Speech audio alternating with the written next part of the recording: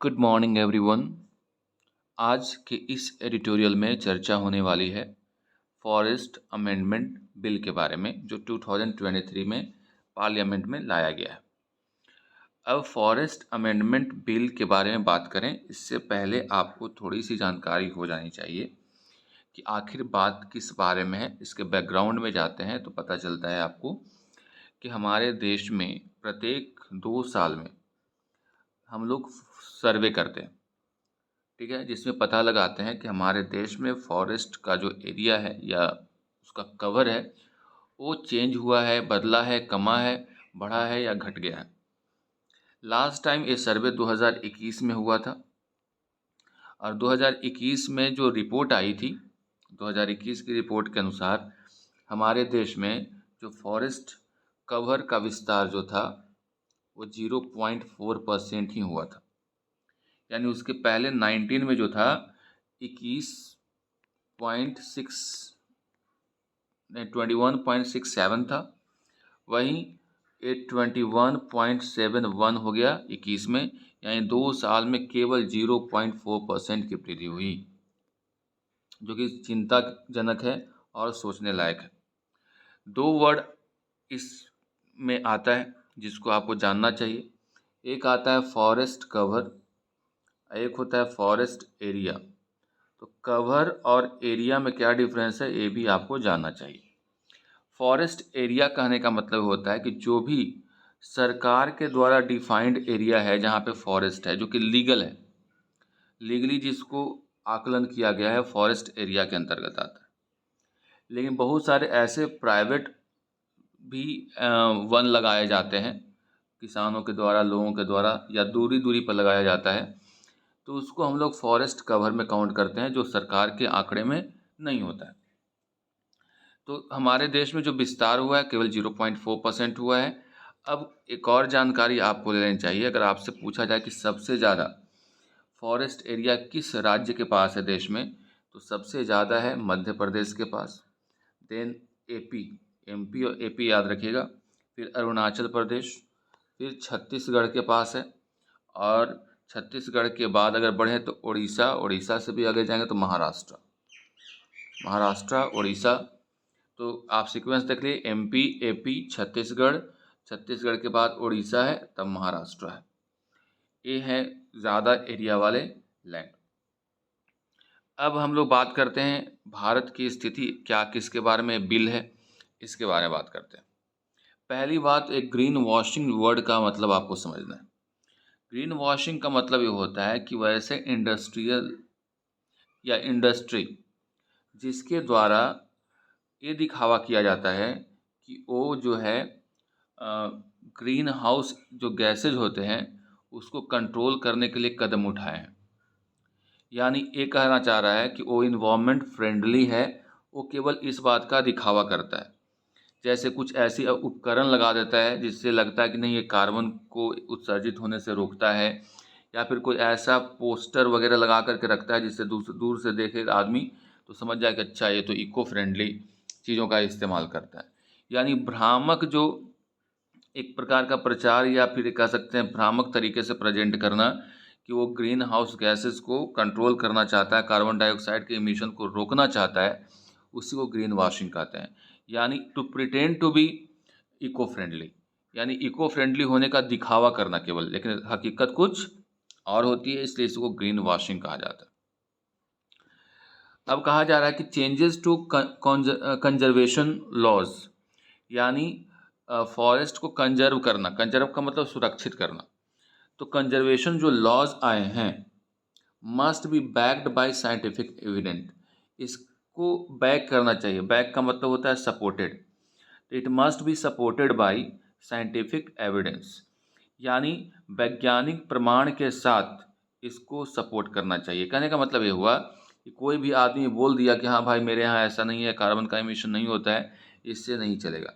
इसकी जांच साइंटिफिक पद्धति से होना चाहिए, यानी साइंस का भी इसमें यूज़ होना चाहिए। साइंटिफिकली अगर ये प्रमाण मिल जाता है, एविडेंस मिल जाता है कि नहीं सही है, तभी इसको मानना चाहिए। इसलिए कहा गया कि जो नए कानून बने हैं कंजर्वेशन को लेकर के फॉरेस्ट को, उसमें साइंटिफिक एविडेंस का महत्व होना चाहिए, ये नहीं खाली पोस्टर से काम चल जाए। आगे के लाइन्स को पढ़ते हैं। The forest conservation amendment bill 2023, forest conservation amendment bill जो 2023 है, that is being deliberated upon bye a joint committee of parliament, that is being deliberated upon. Deliberate upon का मतलब होता है किसी भी विषय पर गहन चिंतन करना, किसी के विषय में सीरियसली बात करना। तो आजकल हमारे पार्लियामेंट में, अब पार्लियामेंट में भी जॉइंट कमेटी के द्वारा इस मुद्दे पे बात चल रही है, यानी गहन चिंतन के साथ इस पे सीरियसली बात चल रही है। Is a contentious piece of legislation, contentious का मतलब होता है विवादास्पद। तो ये जो बात चल रही है वो एक विवादास्पद पीस ऑफ लेजिस्लेशन है, यानी हमारा जो कानून है उसका एक विवादास्पद पक्ष है। That signals the complex challenges, जो कि दर्शाता है बहुत ही जटिल चैलेंजेस। चैलेंजेस मतलब समझ ही रहे हैं आप, चुनौतियां होती हैं।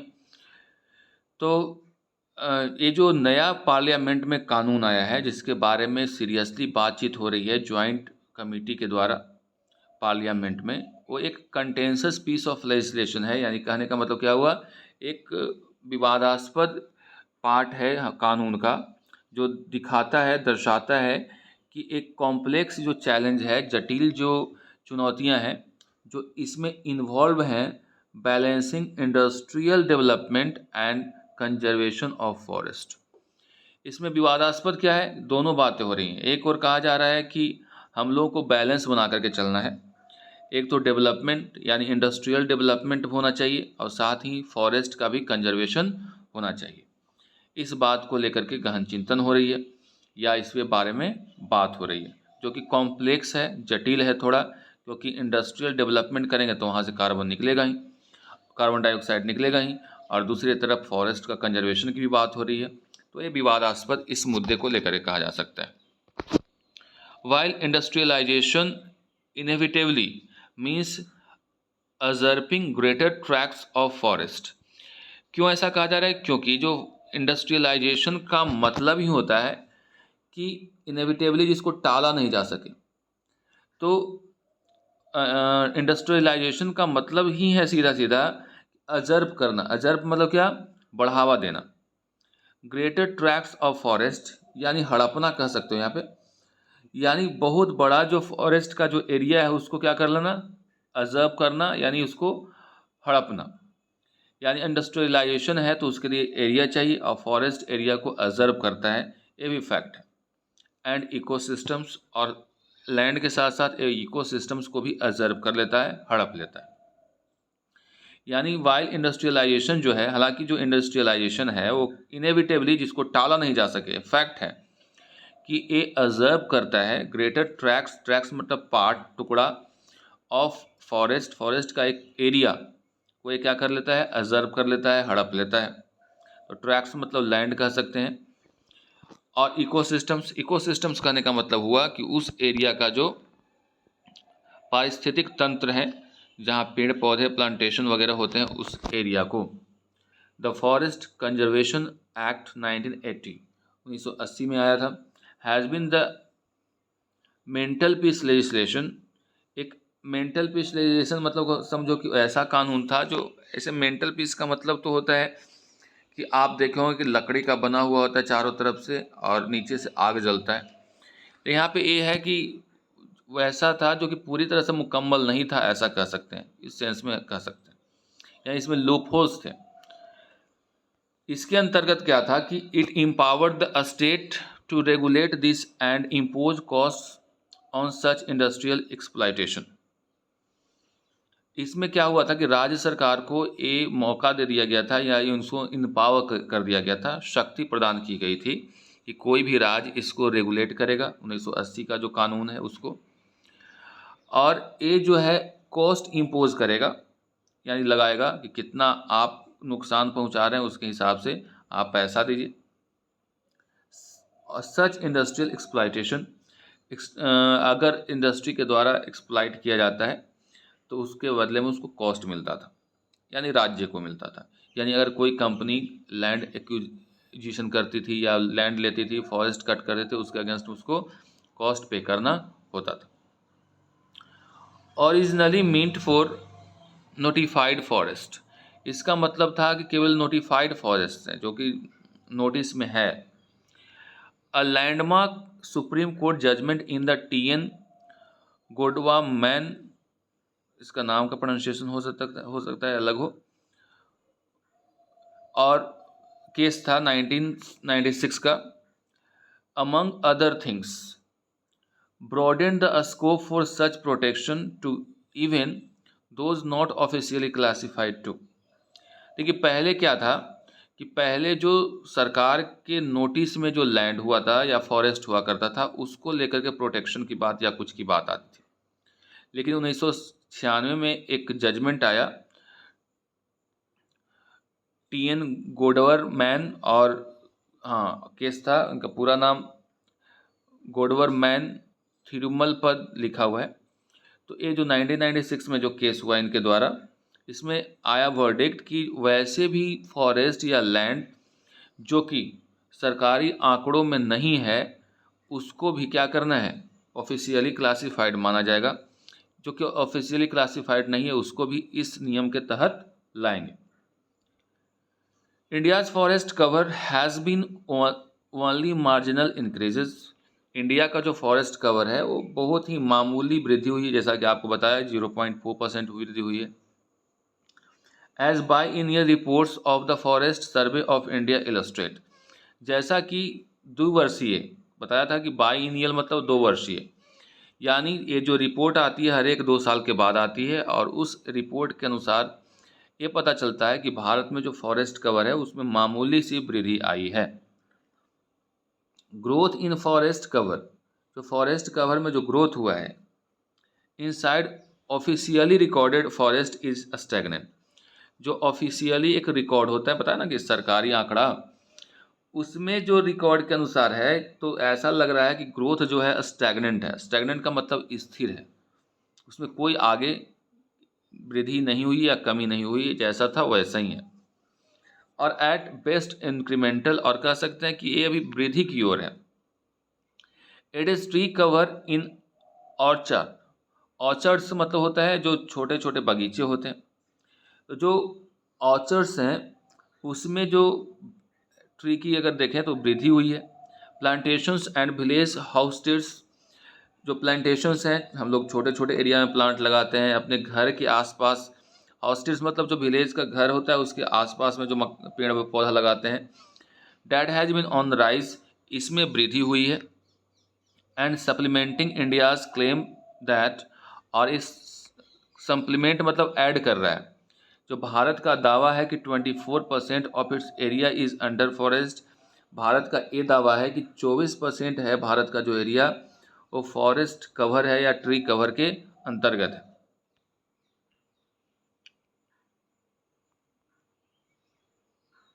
ठीक है, तो भारत की तरफ से जो दावा किया जा रहा है वो 24% एरिया भारत का जो है फॉरेस्ट या ट्री कवर के अंदर आता है।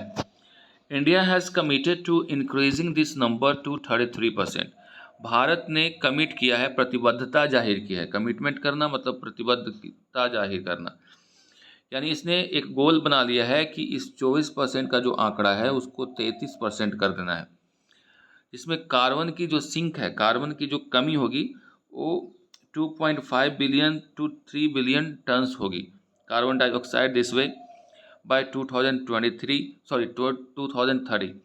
2030 तक भारत का जो कमिटमेंट है वो ये है कि 24% जो फॉरेस्ट कवर है उसको बढ़ा करके 33% कर देना है, जिसके वजह से जो कार्बन का इमिशन होता है कार्बन डाइऑक्साइड का वो उसमें कमी होगी 2.5 बिलियन से 3 बिलियन टन्स तक 2030 तक के आपका लक्ष्य है। As parts of its international climate commitments, जैसा कि पेरिस समझौता हुआ है और भी कई जगह पे समझौते हुए हैं जिसमें इंटरनेशनल स्तर पे 2030 तक इसको कम करके दिखाना है। The existing forest conservation act 1980 in environmental ministry reckoning, जो अभी फॉरेस्ट कंजर्वेशन एक्ट है वो 1980 वाला है। In the environment ministry reckoning, reckoning का मतलब होता है कैलकुलेशंस यानी इवैल्यूएशन, यानी इन्वायरमेंट मिनिस्ट्री के इवैल्यूएशन यानी आकलन के अनुसार वाज इनसफिशिएंट, यानी ये सफिशिएंट नहीं था फॉर दीज एंड्स, इस आधार पे एज ए डिड नॉट, किस आधार पे समझ लो, as a did not incentive private agro forestry and tree plantation activities. कहा कि ये जो 1980 का फॉरेस्ट कंजर्वेशन एक्ट है वो अगर उसका कैलकुलेशन किया जाए तो ये सफिशिएंट नहीं था। किस लिए नहीं था या क्यों नहीं था? क्योंकि वैसे लैंड जो कि प्राइवेट एग्रो फॉरेस्ट्री के अंतर्गत आते थे या ट्री प्लांटेशन एक्टिविटीज़ के अंतर्गत आते थे उसको ये तवज्जो नहीं देता था, इंसेंटिव नहीं देता था, यानी महत्व नहीं देता था प्राइवेट फॉरेस्ट्री को, तो इसमें इंक्लूड नहीं किया जाता था। जो भी गवर्नमेंट का आंकड़ा था उसी को दिखाया जाता था। फ्रॉम 2019 टू 21, 2 साल की बात है, India added 1540 square kilometres of forest cover, of which 1509 square kilometre was outside recorded forest area. भारत में 2 सालों में 19 से 21, हर 2 साल के बाद रिपोर्ट आता है, तो 2 सालों में भारत ने 1540 स्क्वायर किलोमीटर फॉरेस्ट कवर को ऐड किया, इसमें 1509 square kilometre was outside recorded area, जो कि ऑफिशियल रिकॉर्ड के अनुसार नहीं है, यानी अगर देखा जाए तो सब प्राइवेट था, जो कि भारत में क्या है उसको ऐड ही नहीं किया जाता था 2080 के आंकड़ों के अनुसार। ठीक है, आगे पर देखते हैं। The new amendment to the forest act gave such incentives by clearly defining the limits of the 1996 judgement. 1996 में जो जजमेंट दिया गया था कि वैसे फॉरेस्ट कवर या एरिया जो कि ऑफिशियल रिकॉर्ड में नहीं है, प्राइवेट हैं, उसको भी इसमें ऐड करना है। उसी के अनुसार 2023 का जो अमेंडमेंट एक्ट आया है उसमें कहा है कि वैसे भी एरिया जो प्राइवेट हैं या फिर जिसको ऑफिशियली रिकॉर्ड में ऑफिशियल रिकॉर्ड में जो नहीं है उनको भी इसमें काउंट किया जाएगा। तो only land recorded as forest in any government record on और after 1980 would invoke provision of the act.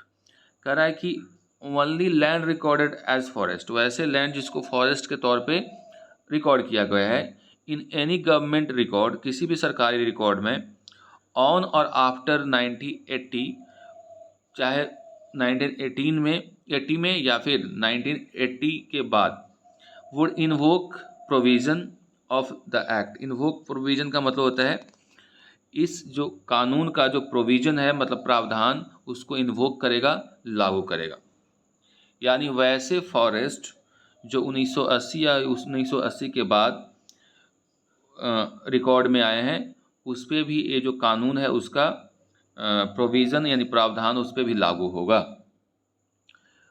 Invoke मतलब लागू होना, प्रोविज़न मतलब प्रावधान।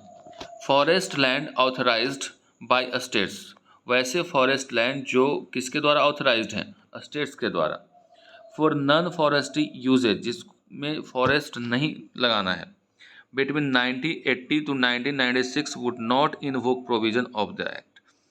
वैसे राज्यों के द्वारा वैसा फॉरेस्ट लैंड जो ऑथराइज्ड है स्टेट गवर्नमेंट के द्वारा, जिसका इस्तेमाल नॉन फॉरेस्ट्री के लिए करना है, 1980 या 1996 में हुआ है, उसको इस कानून के दायरे में उस पर कानून लागू नहीं होगा। The amendments effectively mean states, amendment का जो पूरी तरह से अगर देखा जाए तो मतलब है states can no longer classify और अनक्लासीफाइड फॉरेस्ट लैंड, या अब स्टेट के हाथ में नहीं रहेगा कि वो क्लासीफाई अनक्लासीफाई करेगा फॉरेस्ट लैंड को, और patches of tree with forest like characteristic as forest land, और जो टुकड़ा है छोटे छोटे एरिया में जो ट्रीज लगे हैं उसको एक फॉरेस्ट लैंड के तौर पे। The amendments also allow forest land up to 100 kilometre near India's border. इसमें कहा गया है अमेंडमेंट में कि जो भी भारत का बॉर्डर है उसमें 100 किलोमीटर तक पेड़ पौधे लगाए जाएंगे, फॉरेस्ट लैंड बनाए जाएंगे। टू बी अप्रोप्रिएटेड इसको कर लेना है विदाउट सेंट्रल अप्रूवल, बिना सेंट्रल अप्रूवल के, for strategic and security purposes, और ए स्ट्रेटजिक और सिक्योरिटी पर्पज़ के लिए होगा। The primary criticism is that, जो मेन क्रिटिसिज्म जिसकी आलोचना हो रही है वो ये है कि amendment do not really contribute to regenerating natural forest. ये जो अमेंडमेंट हुआ इसमें एक कहीं भी चर्चा नहीं की गई है कि नेचुरल फॉरेस्ट को फिर से रीजेनरेट करने की बात कही गई। यानी नेचुरल फॉरेस्ट कहने का मतलब होता है कि कोई भी पेड़ पौधा उग जाए, चाहे उससे फल मिले आपको या नहीं मिले, उससे आपको लाभ हो या न हो। जैसे जंगल में बहुत सारे पौधे होते हैं जिसका कोई औचित्य नहीं होता है, लेकिन फिर भी होते हैं। तो नेचुरल फॉरेस्ट की कहीं बात नहीं की गई है, but rather incentive afforestation for commercial ends, यानी व्यापारिक दृष्टिकोण से जो फ़ायदेमंद हो वैसे प्लांट लगाने की बात की जाए। एफॉरेस्टेशन का मतलब होता है प्लांटेशन, यानी प्लांट को लगाना, यानी फॉरेस्ट का विस्तार करना, और डिफॉरेस्टेशन का मतलब होता है जंगल की कटाई करना। एफॉरेस्टेशन डिफॉरेस्टेशन का उल्टा, यानी नेचुरल फॉरेस्ट की बात कहीं नहीं कही गई है। यहाँ पे कॉमर्शियल एंड्स के लिए, यानी कॉमर्शियल फ़ायदे के लिए जो हो उसकी बात की गई है। व्हाट इज़ वरिंग, जो चिंता का विषय है, इज़ दैट पार्लियामेंट्री कमेटी, जो पार्लियामेंट्री कमेटी है, डिस्पाइट इट्स स्टैट्यूटरी प्रिविलेज, इसके कानूनी प्रावधान के बावजूद, डिस्पाइट मतलब के बावजूद, स्टैट्यूटरी का मतलब होता है कानूनी, प्रिविलेजेस का मतलब हुआ प्रावधान, के बावजूद, has not expressed any opinion. ये जो पार्लियामेंट्री कमेटी है उसके पास कानूनी अधिकार होने के बावजूद भी किसी प्रकार का कोई ओपिनियन एक्सप्रेस नहीं किया और सजेशंस भी नहीं दिया ऑन द वे फॉरवर्ड, आगे क्या होगा इसके बारे में। Grooming private forest might look good in theory, but expecting them to be permanent carbon stock is wishful thinking। ये अब कह रहा है कि प्राइवेट फॉरेस्ट को बढ़ावा देना या फिर उसको ग्रूमिंग करना वो सही है, ठीक है, थियोरी के हिसाब से, यानी केवल प्रैक्टिकल में नहीं, थियोरी में, लेकिन उससे एक्सपेक्ट करना कि लंबे समय तक एक कार्बन का स्टॉक बन करके रहेगा, तो ये विशफुल थिंकिंग है, केवल इच्छा वाली थिंकिंग है, कोई खास इसका ये नहीं, औचित्य नहीं है। Given that strong market incentives exist to use them as carbon credits, क्योंकि जो स्ट्रॉन्ग मार्केट्स हैं जो वो अभी एग्जिस्ट करते हैं, वो उसको यूज़ करेगा किस तरह से, कार्बन क्रेडिट्स के तरफ से। कार्बन क्रेडिट करने का मतलब होता है कि वैसा कानून या व्यवस्था जिसमें आपको ये अधिकार दे दिया जाता है कि आप इतना कार्बन डाइऑक्साइड को एमिट कर सकते हैं, यानी क्लोरोफ्लोरोकार्बन को एमिट कर सकते हैं। यानी एक ऐसा भी है कि जब आप हर्जाना भर करके भी आप इसका कर सकते हैं। तो कार्बन क्रेडिट का मतलब ये हुआ कि when you allow somebody to emit chlorofluorocarbon, यानी क्लोरोफ्लोरोकार्बन को ये करने के लिए, एमिट करने के लिए आप उसको छूट देते हैं। अब कोई आदमी प्राइवेट पर्पज़ के लिए अगर कोई पेड़ लगाता है तो वो परमानेंट स्टॉक नहीं हो सकता है, क्योंकि उसकी जब ज़रूरत पड़ेगी तो पेड़ की कटाई भी करेगा, उसको बेचेगा भी, उसका बहुत तरह से इस्तेमाल करेगा। जो सरकारी आंकड़ों में होगा वही बच सकता है, प्राइवेट वाले पे इतना देर तक भरोसा करना सही नहीं है, वही बात करना चाह रहे हैं।